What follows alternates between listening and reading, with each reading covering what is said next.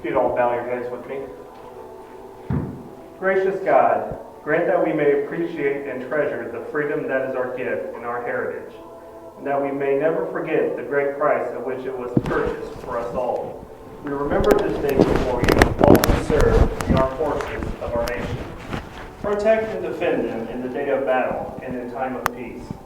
Grant that they may serve with honor and dignity, both in your great glory and the credit of this nation.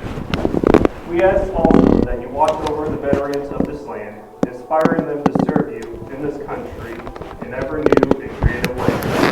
Comfort our fellow Indian comrades laboring in hospitals, lighten their burdens, relieve their suffering and pain, and restore them to the blessing of health again. We also pray for those who have given their lives in the service of our country, and for those, our fellow veterans, who have served this nation both in time of battle and in time of peace. May light perpetually shine upon them. May the good work which you have begun in them be brought to perfection, that this land may prosper and that there may be lasting peace throughout our world. All this we ask of you, Almighty Father, in your holy name. Amen.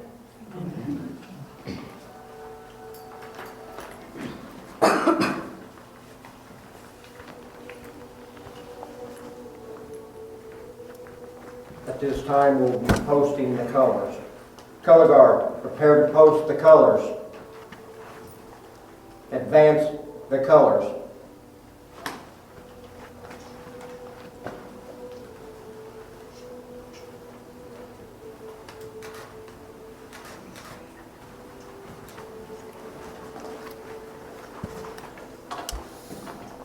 Left face.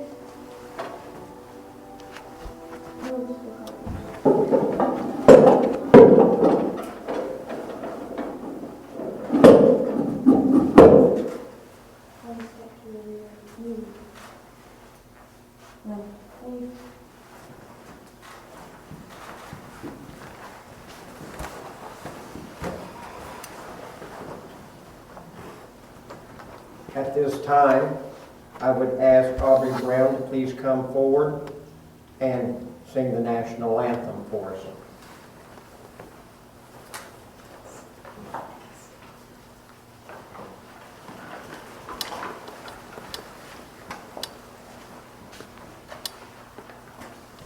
Oh, say, can you see by the dawn's early light what so proudly we hail at the twilight's last gleaming, whose broad stripes and bright stars through the perilous fight o'er the ramparts we watched were so gallantly streaming, and the rocket's red glare, the bombs bursting in air, gave proof through the night that our flag was still there. Oh, say, does that star-spangled banner yet wave o'er the land of the free and the home of the brave?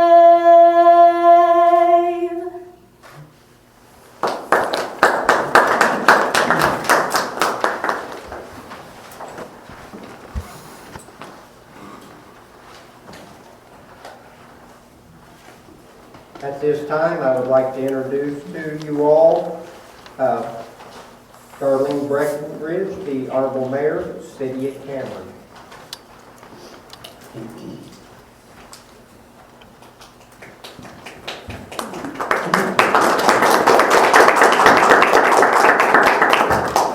Thank you, and good afternoon, and welcome to the annual Veterans Memorial Tribute.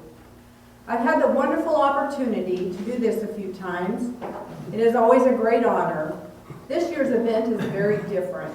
As we all know, the new normal has taken some adjusting and is changing frequently. I miss seeing the community face to face, but it is something that we must deal with. Today, we come together to pay tribute to our fallen heroes and remember their service to our country. Recently, I saw something that made me think of our servicemen and women, past and present.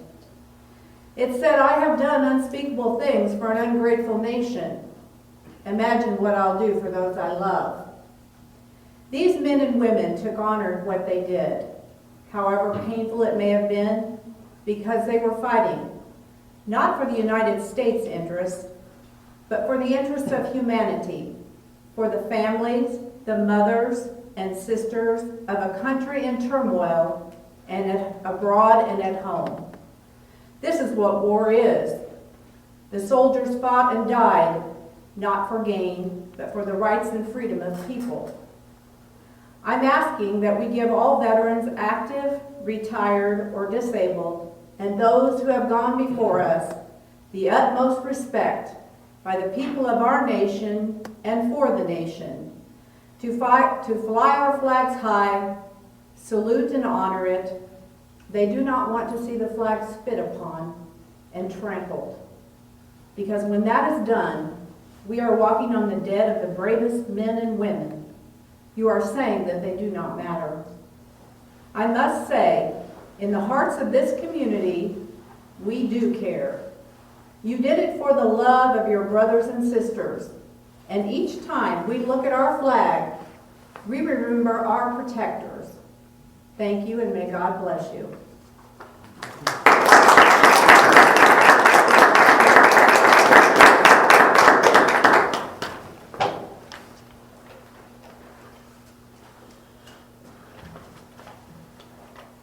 At this time, we will be decorating the memorial with the American Legion Post 33 Ladies Auxiliary. Ms. PJ.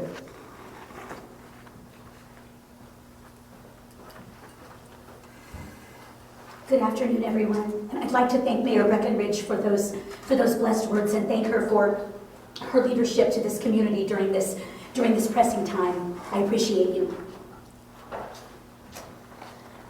Many of you already know that Memorial Day started out years ago being called Decoration Day, and the reason that was is because the wives, mothers, sisters, and sweethearts of the soldiers who died in battle would go out on that day they set aside and decorate the graves. It is no different today. We still honor those dead, honored men and women who fight for our freedom today, and remember those from long ago in the past. And so at this time, as we read in Flanders Fields, the traditional poem that we share, then one of our women from the JROTC will, we don't have a grave to lay it beside, but we thought it was fitting to put it in front of the World War I doughboy, and we're very thankful for all of these historic military uniforms that were donated by Mrs. Bonnie Bland in remembrance of her husband, Andy. Thank you also for his service.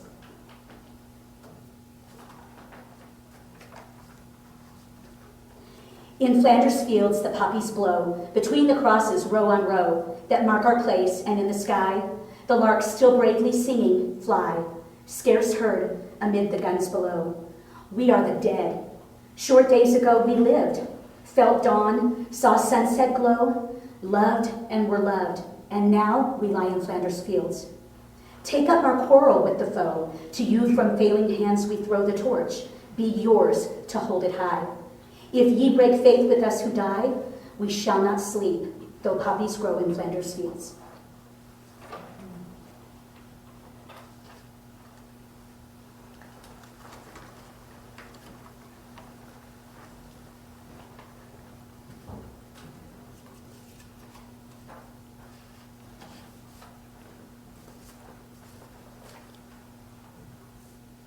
Good afternoon, everyone, and welcome. I'd like to thank the small but mighty team who helped bring this service to you today. Thanks to Peter Stone, our VFW Senior Vice Commander, for the benediction. Thank you to Miss Aubrey Brown for her beautiful performance of the National Anthem. Thank you to the junior ROTC cadets from Zion Preparatory Academy for serving as the color guard. And to the Honorable Darlene Breckenridge, Cameron's mayor, we thank you for your presence today and your heart for veterans. A special thanks to the Cameron newspaper and editor Jimmy Potts for making this broadcast available for everyone to view at home. For the first time ever in Cameron, our Memorial Day service has become a virtual experience. But that's just a technical term.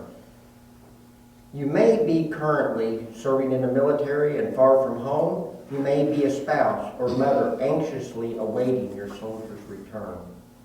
You may be a patriotic American who is shaken by these uncertain times, feeling isolated and confused by the world's current situation. Please know that wherever you are, today is not just a virtual experience. For those of us who have served, are currently serving, or have a loved one serving, there is no distance between us, social or otherwise. Our hearts are bound together with our loyalty to family, our love of God and country, and our pride for how this nation began and our vision of what it can be. Memorial Day began after the Civil War as a way to honor our soldiers who were killed in battle. It started as Decoration Day and evolved into Memorial Day later. Some people are quick to point this out because Veterans Day technically honors all veterans, including those still living. As a veteran, I am grateful that we have set aside both days. It doesn't bother me at all when someone thanks me for my service to my country on Memorial Day, even though I am obviously still very much alive. Every man and woman who took the oath made it through basic and endured the hardships of military service. And that we share one thing in common. They all knew that at any time they might have to give their life for their country. That is why so many of our veterans honor this day and hold it dear, because it could have been any one of us, but a comrade fell instead. Because of the rain, we had to move our ceremony inside this afternoon. I think that is no accident. The building we're standing in is called Elmer Ellis Post 33 of the American Legion. And he is the man I wanted to share about today. I've been asked many times why this is called Elmer Ellis Post, and I am glad I get the chance today to share the reason. Elmer Ellis was the son of Joseph and Della Ellis. He was raised in Cameron, attended Missouri Wesleyan College, where our football field is now. His two brothers, Carl and Roy, and his sister Edna, greatly influenced his life as well. And soon after the United States became involved in World War I, Elmer was commissioned a second lieutenant in the Marine Corps and sent to Europe with the 82nd Company. Not much is written about him, but I did find this. Lieutenant Ellis had a distinguished military career, characterized by extensive frontline fighting against a highly professional and dedicated enemy. Wounded 5 times in the performance of his duty, Lieutenant Ellis died of his wounds on October 4th, 1918. He was 23 years of age at the time of his death. Lieutenant Ellis was laid to rest in the Cameron Graceland Cemetery with full military honors. Let's go back to that date again. October 4th, 1918. He died only a month before the armistice was signed that would end that war. Only 38 days. 38 days. And that dark page in our history would end. And all the troops would come home. But one man who returned to Cameron did not get to embrace his family or kiss his sweetheart. One man who returned to Cameron came home to be laid to rest on a hill on the east side of town. He did not get to see the celebration in the streets when the war ended. He did not live to see the enduring freedom that his own life paid for. He never tasted the fruits of his own sacrifice. Elmer Ellis never lived to become a father or to hold his own child. And now, that cost of the war was worth it every time he saw his own eyes looking back at him. A couple years ago, I attended a birthday party for my goddaughter. Several friends and family were there, and I was enjoying getting to meet and visit with a few people. One woman approached me and said she'd like to talk to me. She had noticed my Vietnam service pin on my veteran's ball cap. And she said she had a few questions for me. She told me right away that she was born and raised in South Vietnam and was a young teenager when the American troops began to evacuate Saigon.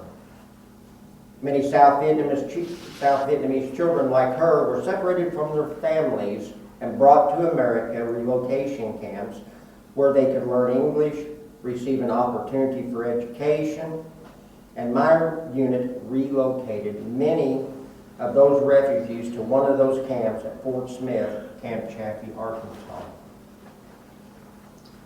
She said that she knew that she would never be allowed to contact her father or any of her family she left behind in Vietnam, or it would mean death for them. So she made a new life here, knowing her loved ones were oceans away and she would never see or hear from them again. After talking for a few more minutes, I told her what unit I was with and the time period I was in Saigon. Through her tears, she told me that it was my unit who got her on the helicopter and out of Saigon. It was my unit that separated her from her family and tore her from the only home she'd ever known. And I wept. Not because she blamed me, but because she hugged me and thanked me. She thanked me for helping her have a great life here in America. Thanked me because both of her children got to go to an American university and become doctors. And now give back to their own communities. She thanked me that she got to become an American. She thanked me for her freedom. Hebrews 11 teaches us this. Now faith is the substance of things hoped for, the evidence of things not seen. By faith, Abraham, when called to go to a place he would later receive as his inheritance, obeyed and went, even though he did not know where he was going. And by faith, he made his home in the promised land like a stranger in a foreign country. He lived in tents as did Isaac and Jacob, who were heirs with him of the same promise. For he was looking forward to the city with foundations, whose architect and builder is God. And so, from this one man, as good as dead, came descendants as numerous as the stars in the sky and as countless as the sand on the seashore. All these people were still living by faith when they died. They did not receive the things promised. They saw them and welcomed them from a distance. Admitting that they were foreigners and strangers on earth, people who say such things show that they are looking for a country of their own. I'm one of the lucky ones. I thought I was lucky just to make it home from Vietnam myself. I was a 17-year-old kid when I enlisted. I spent my 18th birthday in Southeast Asia It never occurred to me that I would get the extreme honor and privilege of seeing a glimpse into the impact my military service had on someone else's life. Soon I would learn the impact that someone else's military service had on me. When I joined the Legion Post, I was carrying burdens of my own. Baggage that only fellow combat veterans could possibly understand. That's when I became friends with Ray Diven. He served as an officer of this post for several years and was a past commander. Ray was a World War II veteran, and we became fast friends. I invited him to speak to my junior ROTC cadets in my World War II history class. They sat mesmerized as they listened to Ray paint a picture of what war was like in Germany in 1945. And marched through not one, not two, but 3 concentration camps. I watched my students openly sob as Ray told them about the young Jewish mother who had been separated from her children and how he had been assigned to drive her around looking for them. She hadn't seen them in 4 years. He asked her how in the world she was ever going to be able to recognize them after all this time. And she said, I can just look into their eyes and I'll know they're mine. They traveled from village to village, but they never found the children. Ray came home to the States and made a family of his own. Retired from 2 jobs and spent over 60 years with his wife Mary. Many people called him friend. I was blessed to be one of them. His wisdom, advice, and humor healed many scars I had worn for so long I'd forgotten I was wearing them. Before he passed away at 92, he said, someday I'll know if she found him. Today, we honor a distinguished group. They're a group that thousands of volumes of books have been written about, but whose individual stories were too often left unfinished on this earth. Elmer Ellis missed the chance to continue his own story by 38 days. But the lines he wrote on the stories of so many others will never be forgotten. This Legion Hall is named after him, and every other soldier like him who did not live to see the end results of their sacrifice on this side of heaven. But for those of us who believe in a divine Creator, we can be sure that Elmer Ellis has had an opportunity to hear the words that so many other fallen soldiers have heard. Well done, my good and faithful servant. Thank you.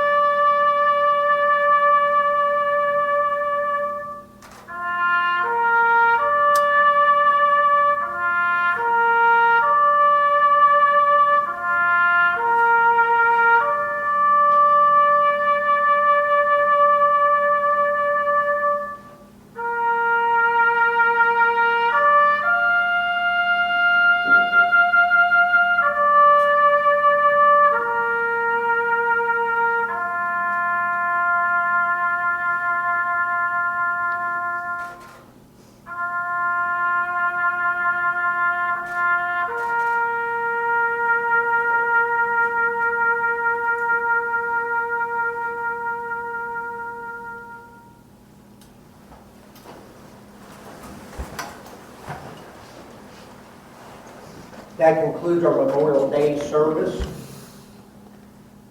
Thank you all for being here. Thank you all for joining us. And have a blessed and wonderful rest of your Memorial Day. Thank you so much.